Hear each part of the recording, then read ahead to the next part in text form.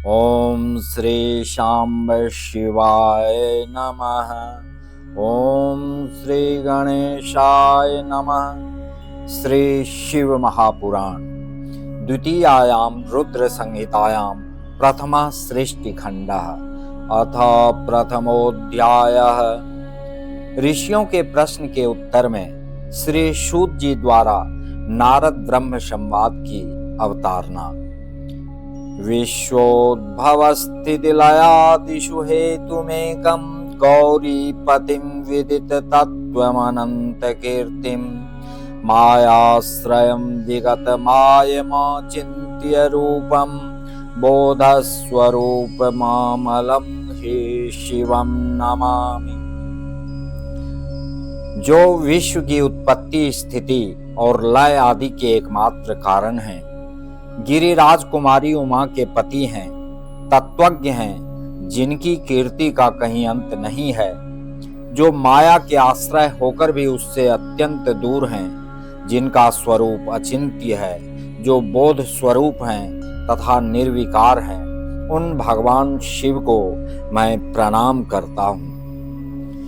वंदे शिवं तं प्रकृतेरनादिं प्रशान्तमेकं पुरुषोत्तमं हि स्वमायया कृत्स्नमिदं हि सृष्ट्वा नभो वदन्तर्बहिरास्थितो यः। मैं स्वभाव से ही उन अनादि शांत स्वरूप पुरुषोत्तम शिव की वंदना करता हूँ, जो अपनी माया से इस संपूर्ण विश्व की सृष्टि करके आकाश की भांति इसके भीतर और बाहर भी स्थित है।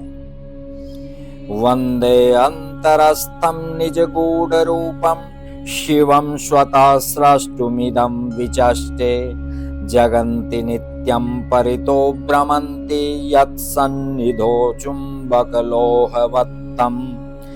जैसे लोहा चुंबक से आकृष्ट होकर उसके पास ही लटका रहता है, उसी प्रकार ये सारे जगत सदा सब और जिसके आसपास ही भ्रमण करते हैं। जिन्होंने अपने से ही इस प्रपंच को रचने की विधि बताई थी, जो सबके भीतर अंतर्यामी रूप से विराजमान है तथा जिनका अपना स्वरूप अत्यंत गूढ़ है, उन भगवान शिव की मैं सादर वंदना करता हूँ। व्यास उवाच जगतः पितरं शंभुं जगतो मातरं शिवां तत्पुत्रं च गणाधीशं नत्वेतद्वर्णयामहे। व्यास जी बोले, जगत के पिता भगवान शिव, जगन माता कल्याणमयी पार्वती तथा उनके पुत्र गणेश जी को नमस्कार करके हम इस पुराण का वर्णन करते हैं। एकदा मुनयः सर्वे नैमिषारण्यवासिनः पप्रच्छुर्वरया भक्त्या सूतं ते शौनकादयः। एक समय की बात है, नैमिषारण्य में निवास करने वाले शौनक आदि सभी मुनियों ने उत्तम भक्ति भाव के साथ सूत जी से पूछा। ऋषय ऊचो विद्येश्वर संहिताया श्रुता सा सत्कथा शुभा साध्य साधन खंडाख्या रम्याद्या भक्तवत्सला। ऋषिगण बोले, हे सूत जी, विद्येश्वर संहिता की जो साध्य साधन खंड नाम वाली शुभ तथा उत्तम कथा है, उसे हम लोगों ने सुन लिया। उसका आदि भाग बहुत ही रमणीय है तथा वह शिव भक्तों पर भगवान शिव का वात्सल्य स्नेह प्रकट करने वाली है। श्रुता श्रुता महाभागा चिरंजीव सुखी भव यच्छ्रावयशिनस्ताता शांकरीं परमां कथां पिबन्तस्त्वन्मुखाम्भोजच्युतं ज्ञानामृतं वयम् अवितृप्ता पुनः किंचित प्रष्टुमिच्छामहे नघ। हे महाभाग, हे सूत जी, हे तात, आप हम लोगों को सदाशिव भगवान शंकर की उत्तम कथा का श्रवण करा रहे हैं। अतएव आप चिरकाल तक जीवित रहें और सदा सुखी रहें आपके मुख कमल से निकल रहे ज्ञानामृत का पूर्ण रूप से पान करते हुए भी हम लोग तृप्त नहीं हो पा रहे हैं। इसलिए हे अनघ, हम सब पुनः कुछ पूछना चाहते हैं। व्यास प्रसादात् सर्वज्ञो प्राप्तोषि कृत कृत्यताम् नाज्ञातं विद्यते किंचित भूतं भव्यं भवच्च यत्। भगवान व्यास की कृपा से आप सर्वज्ञ एवं कृत कृत्य हैं। आपके लिए भूत भविष्य और वर्तमान का कुछ भी अज्ञात नहीं है, अर्थात सब कुछ आपको ज्ञात है। गुरोर्व्यासस्य सद्भक्त्या समासाद्य कृपां परां सर्वं ज्ञातं विशेषेण सर्वं सार्थं कृतं जनुः। अपनी सद्भक्ति के द्वारा गुरु व्यास जी से परम कृपा को प्राप्त कर आप विशेष रूप से सब कुछ जान गए हैं और अपने संपूर्ण जीवन को भी कृतार्थ कर लिया है। इदानीं कथया प्राज्ञ शिवरूपमनुत्तमं दिव्यानि वै चरित्राणि शिवयोरप्यशेषतः। हे विद्वान, अब आप भगवान शिव के परम उत्तम स्वरूप का वर्णन कीजिए, साथ ही शिव और पार्वती के दिव्य चरित्रों का पूर्ण रूप से श्रवण कराइए। अगुणो गुणतां याति कथं लोके महेश्वरः शिव तत्त्वं वयं सर्वे न जानीमो विचारतः। निर्गुण महेश्वर लोक में सगुण रूप कैसे धारण करते हैं? हम सब लोग विचार करने पर भी शिव के तत्व को नहीं समझ पाते। सृष्टे पूर्वं कथं शंभु स्वरूपेणावतिष्ठते सृष्टि मध्ये सौ हि कथं क्रीडन् संवर्तते प्रभो तदन्ते च कथं देवः स तिष्ठति महेश्वरः कथं प्रसन्नतां याति शंकरो लोक शंकरः। सृष्टि के पूर्व में भगवान शिव किस प्रकार अपने स्वरूप से स्थित होते हैं, पुनः सृष्टि के मध्यकाल में वे भगवान किस तरह क्रीड़ा करते हुए सम्यक व्यवहार करते हैं, सृष्टि कल्प का अंत होने पर वे महेश्वर देव किस रूप में स्थित रहते हैं, लोक कल्याणकारी शंकर कैसे प्रसन्न होते हैं। सप्रसन्नो महेशानः किं प्रयच्छति सत्फलं स्वभक्तेभ्यः परेभ्यश्च तत्सर्वं कथयश्वनः। सद्यः प्रसन्नो भगवान् भवतीत्यनुशुश्रुमा भक्तप्रयासं स महान् न पश्यति दयापरः। ब्रह्मा विष्णुर्महेशश्च त्रयो देवा शिवाङ्गदा महेशस्तत्र पूर्णांशः स्वयमेव शिवोपरः। तस्याविर्भावमाख्याहि चरितानि विशेषतः उमाविर्भावमाख्याहि तद्विवाहं तथा प्रभो। तदगार्हस्थ्यं विशेषेण तथा लीला परा अपि एतत् सर्वं तदन्यच्च कथनीयं त्वया नघ। प्रसन्न हुए महेश्वर अपने भक्तों तथा दूसरों को कौन सा उत्तम फल प्रदान करते हैं, यह सब हमसे कहिए। हमने सुना है कि भगवान शिव शीघ्र प्रसन्न हो जाते हैं। वे महान दयालु हैं, इसलिए वे अपने भक्तों का कष्ट नहीं देख सकते। ब्रह्मा, विष्णु और महेश ये तीनों देवता शिव के ही अंग से उत्पन्न हुए हैं। इनमें महेश तो पूर्णांश हैं, वे स्वयं ही दूसरे शिव हैं। आप उनके प्राकट्य की कथा तथा उनके विशेष चरित्रों का वर्णन कीजिए।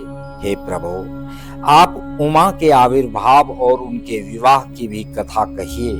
विशेषतः उनके गार्हस्थ्य धर्म का और अन्य लीलाओं का भी वर्णन कीजिए। हे निष्पाप सूत जी, ये सब तथा अन्य बातें भी आप बताएं। व्यास उवाच इति पृष्टस्तदा तेस्तु शूतो हर्षसमन्वितः स्मृत्वा शम्भुपदाम्भोजं प्रत्युवाच मुनीश्वरान्। व्यास जी बोले, उनके ऐसा पूछने पर सूत जी प्रसन्न हो उठे और भगवान शंकर के चरण कमलों का स्मरण करके मुनीश्वरों से कहने लगे। सूता उवाच सम्यक् पृष्टं भवद्भिश्च धन्या यूयं मुनीश्वरा सदा शिव कथायां वो यज्जाता नैष्ठिकी मतिः सदा शिव कथा प्रश्न पुरुषास्त्रिन पुनातिः वक्तारं पृच्छकं श्रोत्रिं जाह्नवी सलिलं यथा। सूत जी बोले, हे मुनीश्वरों, आप लोगों ने बड़ी उत्तम बात पूछी है। आप लोग धन्य हैं जो कि भगवान सदाशिव की कथा में आप लोगों की आंतरिक निष्ठा हुई है। सदाशिव से संबंधित कथा वक्ता, पूछने वाले और सुनने वाले, इन तीनों प्रकार के पुरुषों को गंगा जी के समान पवित्र करती है। शंभोर गुणानुवादात् को विरज्येत पुमान् द्विजा विना पशुघ्नं त्रिविध जनानंद करात् सदा गीयमानो वितृष्णैश्च भवरोगोषधोभिः मनः श्रोत्राभिरामश्च यतः सर्वार्थदः स वै। हे द्विजो, पशुओं की हिंसा करने वाले निष्ठुर कसाई के सिवा दूसरा कौन पुरुष तीनों प्रकार के लोगों को सदा आनंद देने वाले शिव गुणानुवाद को सुनने से उब सकता है। जिनके मन में कोई तृष्णा नहीं है, ऐसे महात्मा पुरुष भगवान शिव के उन गुणों का गान करते हैं, क्योंकि वह संसार रूपी रोग की दवा है, मन तथा कानों को प्रिय लगने वाला है और संपूर्ण मनोरथों को देने वाला है। कथयामि यथा बुद्धि भवत् प्रश्नानुसारतः शिवलीलां प्रयत्नेन द्विजास्तां शृणुतादरात्।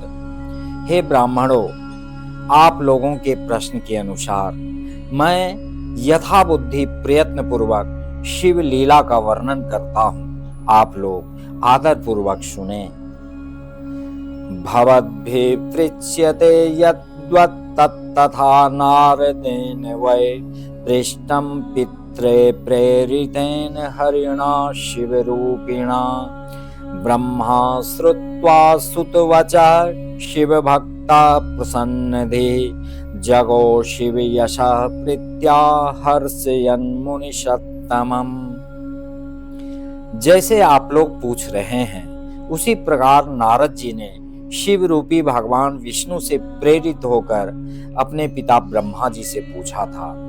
अपने पुत्र नारद का प्रश्न सुनकर शिव भक्त ब्रह्मा जी का चित्त प्रसन्न हो गया और वे उन मुनि श्रेष्ठ को हर्ष प्रदान करते हुए प्रेम पूर्वक भगवान शिव के यश का गान करने लगे।